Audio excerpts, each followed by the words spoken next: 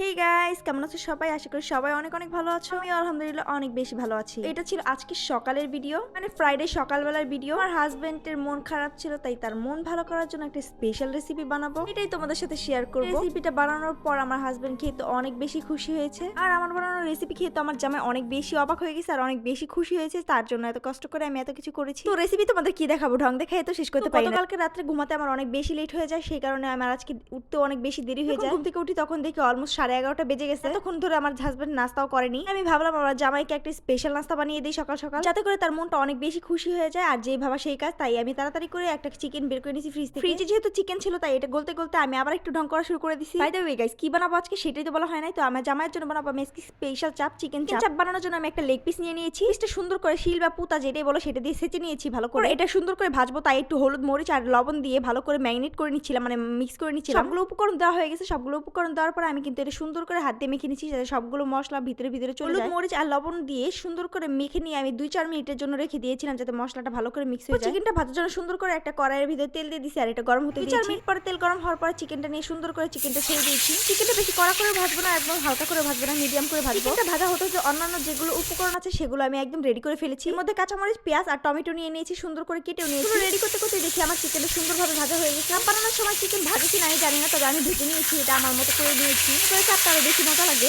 চিকেনটাকে ভাজা শেষ, এরপরে কিন্তু আমি চাপ বানানোর জন্য যে যে মশলাগুলো আছে সেগুলো একদম রেডি করে ফেলবো। ভাজা শেষে যে তেলটা ছিল সেটা কিন্তু আমি ফেলিনি। সেই তেলের মধ্যে আমি একটুখানি পেঁয়াজ আর কাঁচামরিচ গুলো দিয়ে দিচ্ছি। এগুলো দেওয়ার পরে সুন্দর করে ভালো ভালো লাল লাল করে ভেজে নিতে হবে। পর্যায়ে কিন্তু আমি তেল দিইনি, তেলটা আমি আস্তে আস্তে দিব। যখন একটু ভাজা ভাজা হয়ে যাবে তখন একটু তেল দিব, তারপর হচ্ছে যখন হয়ে যাবে তখন একটু তেল দেবো। পেঁয়াজটা যখন হালকা হালকা ভাজা হয়ে গেছে তখন কিন্তু আমি একটু তেল দিয়ে নিছি। তেল দেওয়ার পরে আমি এখানে একটু লবণ আর একটু হলুদের গুঁড়ো, একটু মরিচের গুঁড়ো দিয়ে দিব। মধ্যে আমি দেখি যে আমার পেঁয়াজগুলো সাইড থেকে একটু একটু কালো কালো হয়ে যাচ্ছে, এই জন্য তাড়াতাড়ি করে আমি হলুদ মরিচ আর লবণ দিয়ে দিয়েছি। সাথে কিন্তু একটু জিরা গুঁড়ো দিয়েছিলাম। এগুলো পড়ে গেলে কিন্তু ভালো লাগবে না, তাই কিন্তু আমি একটুখানি পানি দিয়ে দিয়েছি, যাতে মশলাগুলো না পুড়ে। পরে এখানে আমি আদা রসুন বাটা যেটা সেটা আমি একটুখানি দিয়েছি। তারপরে একটুখানি মাংসের মশলা দিয়েছি। আর একটু বাড়ানোর জন্য হালকা পরিমাণ বিট লবণ আর সামান্য পরিমাণ চিনি দিয়ে দিয়েছি। এগুলো উপকরণ দেওয়ার পরে কিন্তু আমি এখানে টমেটো দিয়ে নিয়েছি, আর টমেটো দেওয়ার পরে সুন্দর করে টমেটো আমি সিদ্ধ করে নিব।